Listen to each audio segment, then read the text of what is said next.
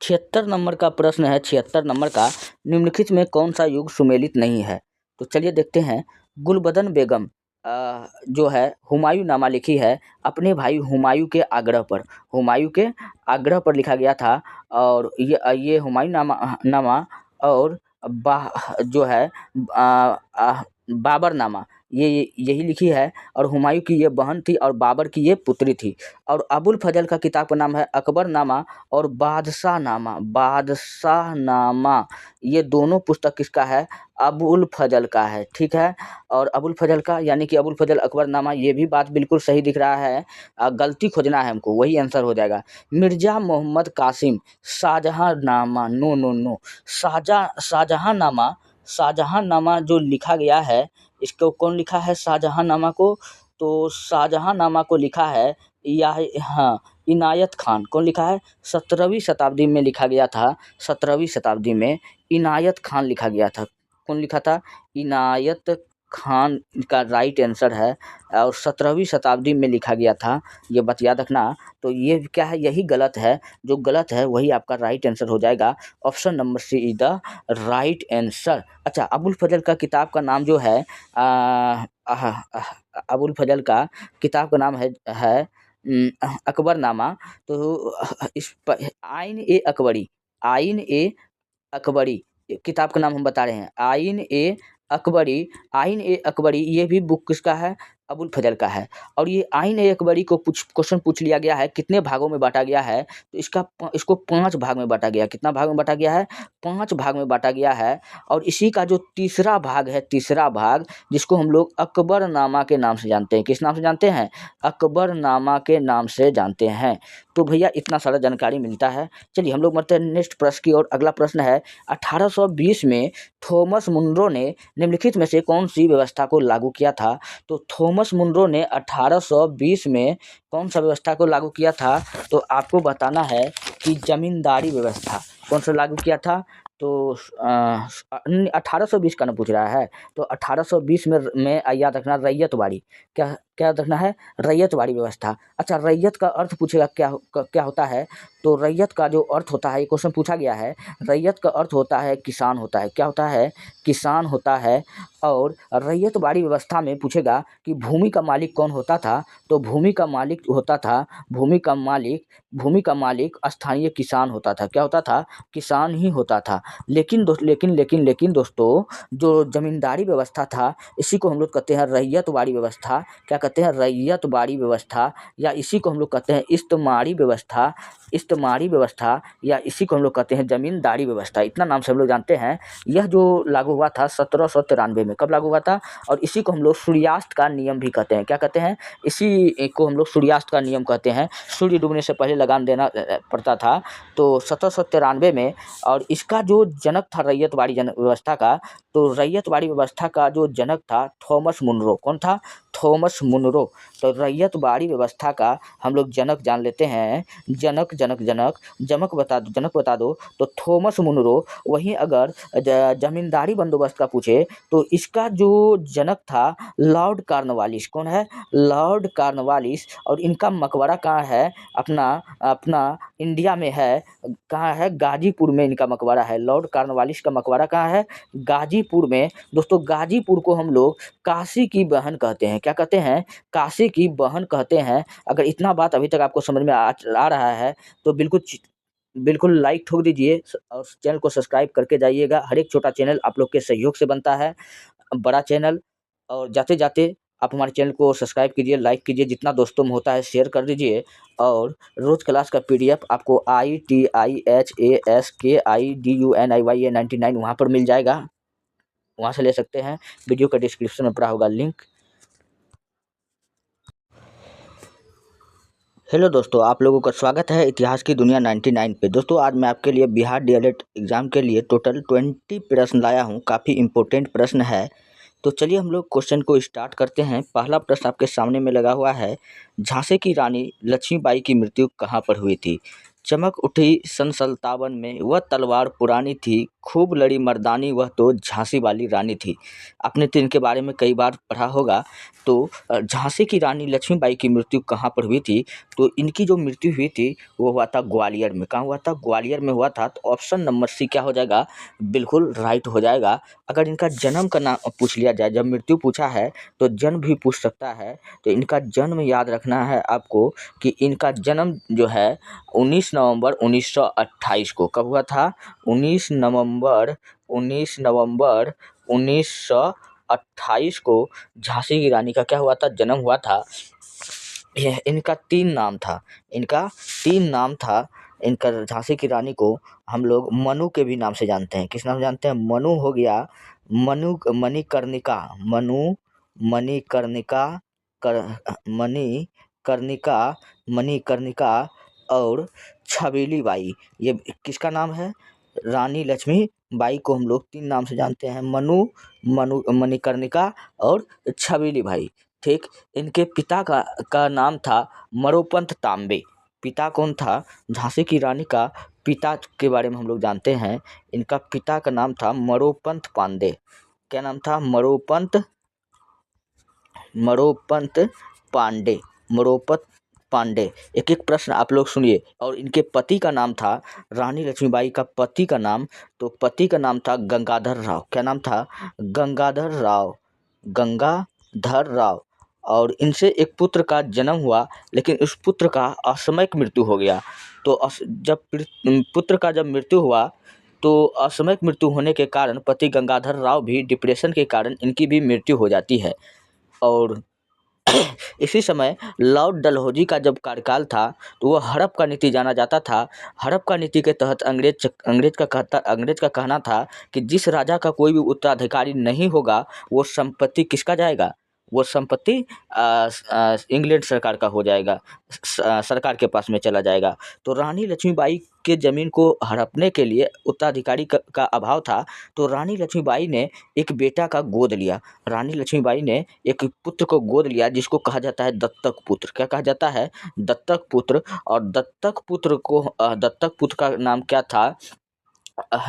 इस पुत्र का नाम क्या था? पहले नाम था आनंद राव, लेकिन बाद में इसका नाम बदल करके क्या हो गया? इसको दामोदर राव कर दिया। क्या नाम कर दिया? दामोदर राव। इसको जब कहा कि अगला राजा यही होगा, तो रानी लक्ष्मीबाई का इसको राजा बनाने का फैसला अंग्रेज सरकार को पसंद नहीं आया। हड़प के नीति के तहत वह झांसी को हड़पना चाहता था। तो रानी लक्ष्मीबाई ने खूब लड़ी अंग्रेजों से। अंत में अंग्रेजों को पूरे छक्के छुड़ा दिए। आपने देखा होगा कि पीछे पीठ पर बच्चे को बिठा करके तब युद्ध करती है।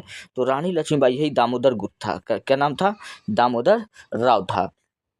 तो जो कौन था? इसका दत्तक पुत्र था, यानी गोद लिया हुआ बेटा था। तो जिसके कारण क्या हो गया कि इनके राज्यों को हड़पना चाहा और रानी मर गई। और एक क्वेश्चन दोस्तों एग्जाम में पूछा जाता है, किसने कहा था कि भारतीय महिला में रानी लक्ष्मीबाई अकेली मर्द है? रानी लक्ष्मीबाई अकेली मर्द है भारतीय महिला में। तब आपको याद रख लेना है कौन थी, कौन कहा था? तो जनरल ह्यूरोज। कौन कहा था? General Hugh Rose. काफ़ी इंपॉर्टेंट है भैया, ये सब प्रश्न आप याद रख लीजिए। आज के बाद फिर कभी भी गलती नहीं होगा। और ये 1857 की क्रांति का नेतृत्व रानी लक्ष्मीबाई कहाँ से कर रही थी? जाहिर सी बात है झांसी से कर रही थी। कहाँ से कर रही थी? और अंग्रेजों का उस समय सबसे ज़्यादा खतरनाक प्रथा था गोद निषेध प्रथा और हड़प, राज्य की हड़प नीति। इसका जो जनक था डलहौजी था, और इसके तहत उन्होंने झांसी को हड़पना चाहा, लेकिन रानी ने अंत तक डटकर युद्ध किया और अंत में जाकर के इनकी मृत्यु हो जाती है रानी लक्ष्मीबाई की।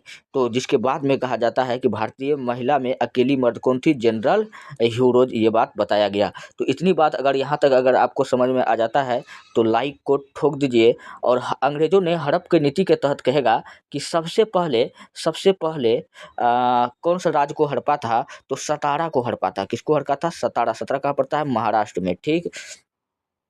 और रानी लक्ष्मीबाई का घोड़ा का नाम पूछ लिया जाता है। तो रानी लक्ष्मीबाई का घोड़ा का नाम क्या था? पवन, सारंग, बादल। तो इनके घोड़ा का नाम याद रख लीजिएगा, पवन, सारंग, पवन, सारंग और बादल इनके घोड़ा का नाम था। और अच्छा, महाराणा प्रताप का घोड़ा का नाम क्या था? चेतक था। महाराणा प्रताप का जब पूछेगा तब। हल्दी घाटी का युद्ध। चलिए हम लोग बढ़ते हैं नेक्स्ट प्रश्न की ओर। फिलहाल मैंने आपको इतना बताया। नेक्स्ट प्रश्न है, मार्टिन लूथर कहाँ के थे? तो मार्टिन लूथर की बात हो रही है, तो याद रखना कि मार्टिन लूथर जो था वह जर्मनी का समाज सुधारक था। कहाँ का था? जर्मनी का समाज सुधारक था। ऑप्शन नंबर बी विल इधर राइट आंसर। और इनका जो जन्म हुआ था, इनका जन्म आप याद रख लीजिएगा 10 नवंबर 1483। 10 नवंबर 1483 को मार्टिन लूथर किंग का जन्म हुआ था। कहाँ? जर्मनी में हुआ था। और ये धर्म सुधार आंदोलन कई सारा यह चलाया, इनके बारे में याद रखना है। अच्छा, अब आपसे क्वेश्चन पूछा जाता है कि भारत का मार्टिन लूथर किसको कहते हैं? मार्टिन लूथर भारत का मार्टिन लूथर हम लोग कहते हैं स्वामी दयानंद सरस्वती को। किसको कहते हैं? स्वामी दयानंद सरस्वती को। अब स्वामी दयानंद सरस्वती आप लोग याद कीजिए, ये क्या किया था? ये आर्य समाज की स्थापना 1875 में किया था। किसका किया था? आर्य समाज का स्थापना किया था। यह आर्य समाज का स्थापना 1875 में मुंबई में किया था। कहाँ किया था? 1875 में मुंबई में किया था। और स्वामी दयानंद सरस्वती का बचपन का नाम पूछे क्या था? मूल प्रकाश। हाँ, इसका मूल नाम पूछे या बचपन का नाम पूछे तो मूल शंकर। क्या बताना है? मूल शंकर इसका बचपन का नाम था। और इनका अगर नारा कई बार पूछा जाता है कि इसका नारा बता दो स्वामी दयानंद सरस्वती का, तो इनका नारा था वेदों की और लौटो। क्या नारा था? वेदों की और लौटो। और इन्होंने कौन सा आंदोलन चलाया? तो शुद्धिकरण आंदोलन। याद रखना कि शुद्धिकरण भी आंदोलन किसने चलाया था? यही चलाया था। पहले के ज़माने में क्या होता था, अंग्रेज़ों के कार्यकाल में अंग्रेज़ ज़बरदस्ती ईसाई धर्म में कन्वर्ट कर रहा था हिंदुओं को। तो इन्होंने उन सारे हिंदू को जो ईसाई धर्म कबूल करवाया था ज़बरदस्ती, सबको शुद्धिकरण करके अपना धर्म में वापस लाया। तो शुद्धिकरण आंदोलन चलाया। इसलिए इसको कहा जाता है भारत में अशांति का जनक। तो भारत में अशांति का जनक अंग्रेज, जाहिर सी बात है उसको ये बात तो अच्छा लगेगा नहीं। तो वैलेंटाइन शुरोल ने भारत में इसको अशांति का जनक कहा है। इसको भी कहा है और बाल गंगाधर तिलक दोनों को कहा है। आपको ये बात याद रखना है। तो हम लोग बढ़े आगे, अगर यहाँ तक बिल्कुल क्लियर है तो। चलिए, तीसरा प्रश्न है, इन शासकों में से किसने अपनी सैन्य टुकड़ियों को 200, 250 एवं 500 इकाइयों में विभाजित किया था? सूर्य साम्राज्य के संस्थापक कौन था? शेरशाह सूरी। और शेरशाह सूरी का उत्तराधिकारी कौन था? इस्लाम शाह। यह शेरशाह सूरी का उत्तराधिकारी था। इन्होंने ही अपनी सेना को 200, 250 और 500 की इकाइयों में बांट दिया था। तो इस्लाम शाह इधर क्या हो जाएगा? राइट आंसर हो जाएगा। और शेरशाह सूरी से अब मैं आपको कुछ क्वेश्चन बताता हूँ। तो शेरशाह सूरी की याद रखना कि इसका बचपन का नाम फरीद खां था। क्या नाम था? इसका बचपन का नाम फरीद खां था। फरीद खां। अच्छा, इस्लाम शाह का अगर मूल नाम पूछ लिया जाए कि इस्लाम शाह का नाम क्या था, तो आपको बताना है जलाल खान। क्या नाम था? इसको हम लोग जलाल खां के नाम से जानते थे, लेकिन जब वो गद्दी पर बैठा तो इस्लाम शाह के नाम से बैठा, तो जलाल खां। तो जलाल खां पूछेगा कौन था, तो इस्लाम शाह का ही नाम है जलाल खां। और शेरशाह सूरी से याद रखना, इन्होंने जीटी रोड बनवाया। क्या बनवाया? ग्रैंड ट्रंक रोड जिसको कहते हैं, सबसे बड़ा रोड, जीटी रोड का निर्माण करवाया। और शेरशाह सूरी से इसका मकबरा पूछ लिया जाता है। इनका मकबरा याद रखना बिहार के सासाराम में। कहाँ है? बिहार के सासाराम में इनका क्या है? मकबरा है। और इन्होंने भूमि मापने के लिए गज ए सिकंदरी पैमाना का आविष्कार किया। गज ए सिकंदरी। और इस्लाम शाह शेरशाह सूरी से और एक प्रश्न आपको याद रखना कई इम्पोर्टेंट है शेरशाह सूरी से, कि शेरशाह सूरी जो था वो हुमायूं को लगभग 4 युद्ध हुआ था, 4 युद्ध में हरा दिया था। किसी दिन बताया जाएगा। चलिए हम लोग फिलहाल आगे की ओर बढ़ते हैं। नेक्स्ट प्रश्न है, चंपारण में गांधी जी को आमंत्रण किसने किया था? तो चंपारण में गांधी जी को बुलाया गया था क्योंकि चंपारण सत्याग्रह चंपारण सत्याग्रह आप लोग पढ़े होंगे, तो ये कब हुआ था? 1917 में चंपारण सत्याग्रह हुआ था। तो कभी कभी तो डायरेक्ट क्वेश्चन पूछ लिया जाता है कि ये चंपारण कहाँ पड़ता है, चंपारण बता दो कहाँ पड़ता है। तो ये बिहार में पड़ता है। कहाँ पड़ता है? बिहार में। और यही बिहार में एक किसान रहता था जिसका नाम था राजकुमार शुक्ला। ये कौन था? यह एक किसान था जिसका नाम था राजकुमार शुक्ला। और यहाँ चंपारण में अंग्रेज क्या करता था? अंग्रेज जबरदस्ती 3/20 भाग भूमि का 3/20 भाग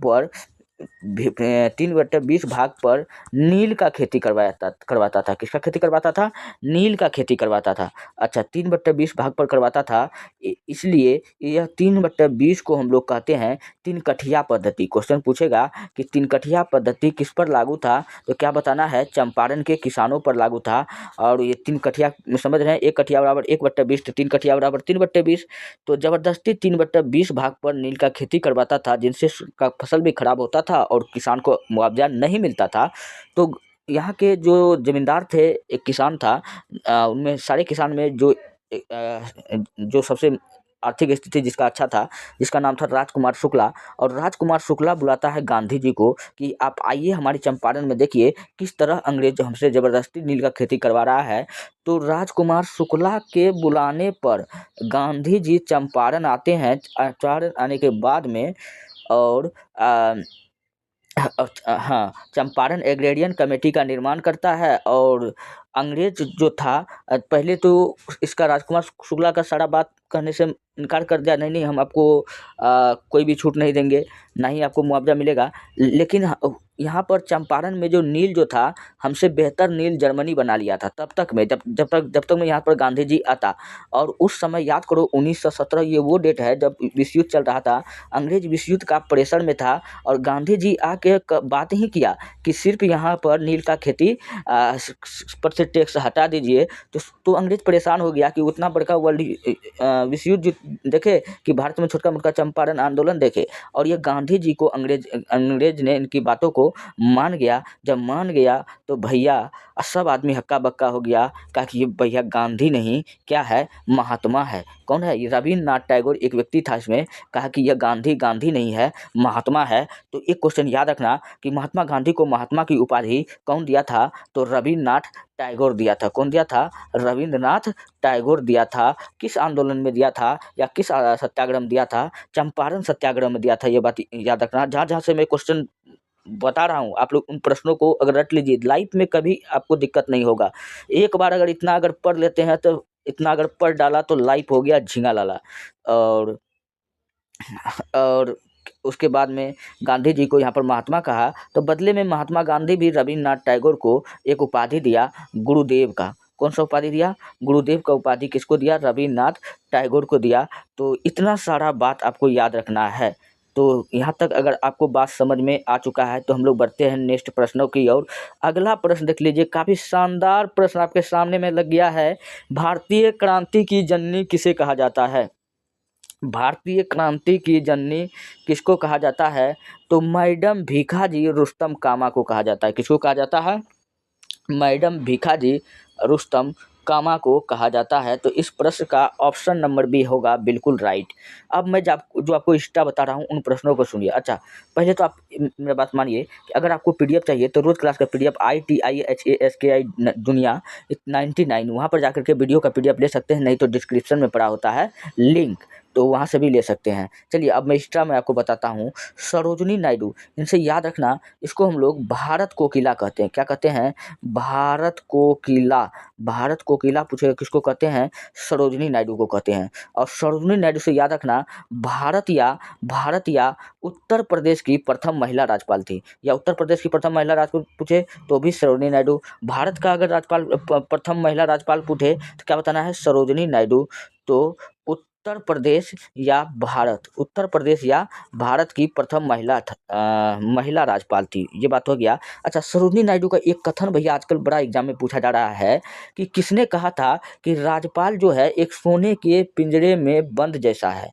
तो उसका पद है। तो राज्यपाल का पद सोने के पिंजरे में बंद जैसा है, यह बात भी कौन बोली थी?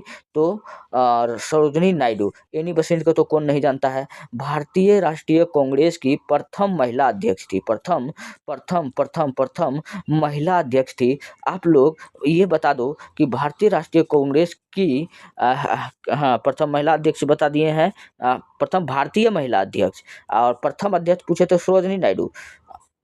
समझ में आ रहा है?